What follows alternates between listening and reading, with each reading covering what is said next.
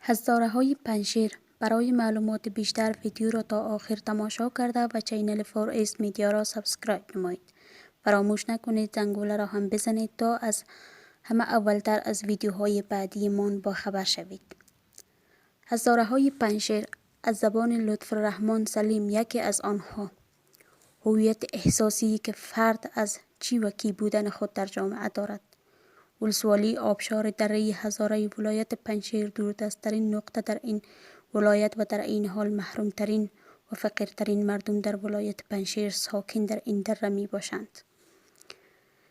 نظر به روایات تاریخ مردم ولسوالی آبشار دره هزاره ولایت پنشیر از مناطق مختلف افغانستان در زمانه‌های مختلف با مهاجرت در این دوره به عنوان اصلیت قوم هزاره اما با هویت تاجیک مسکن گزین شده همراه با قوم ساکن دیگر در این ولایت زندگی دارند. چرا مردم این شهرستان در تذکره به عنوان قوم تاجیک یاد شده اند؟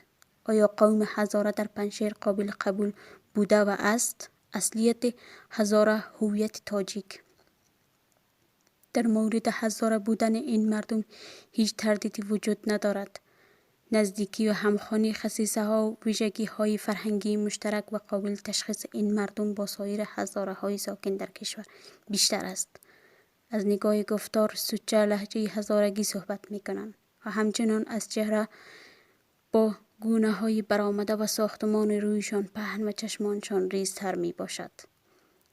حکومت ها و اکثرا سیاسیون پنشیر با بینشی که نسبت به مردم هزاره دارند و با انحصارگرایی خود سالها اجازه ندادند تا این مردم ولسوالی با هویت اصلی خود که همان هزاره است شناسنامه بگیرند.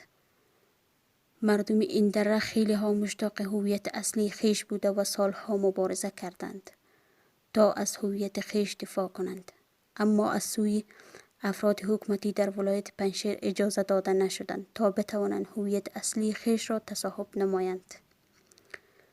افراد صاحب قدرت سالهای متمادی در ولایت پنشیر همیشه به بهانه‌های مختلف گویا پنشیر را پارچه پارچه نکنید و باعث تفرقه میان مردم نشوید خواستند در مقابل مردم دره هزاره بیستند و مانع سد راهشان قرار گیرند تا نتوانند هویت اصلی خیش را دوباره تصاحب کنند.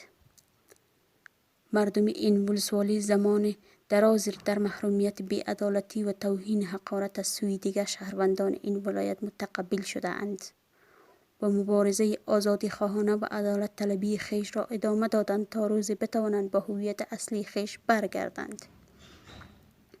اکنون توانستیم هویت اصلی هزاره خیش را در شناسنامه درج کنیم و بتوانیم با تصاحب هویت خود شاهد نتیجه مبارزات بر حق آزادی خواهانه خیش باشیم.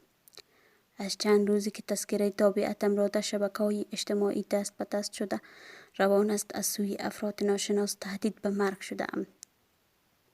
تا اینکه چرا قومم را هزاره ذکر کردم افراد ناشناس خواهان تغییر قوم در تذکره ام شدند. هرچه عاجلتر باید قوم خود را تغییر دهید، در غیر آن از بین میبریم.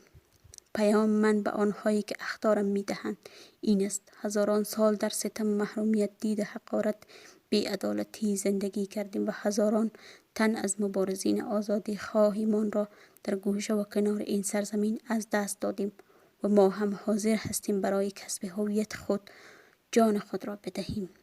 ناگفته نماند ادامه می دهیم تا مردم دره هزاره مانند سایر شهروندان ولایت پنشیر از حق و حقوق مساوی برخوردار شوند. اجازه نمی دهیم تا بیشتر از این با هویت دیگران در این کشور زندگی کنیم.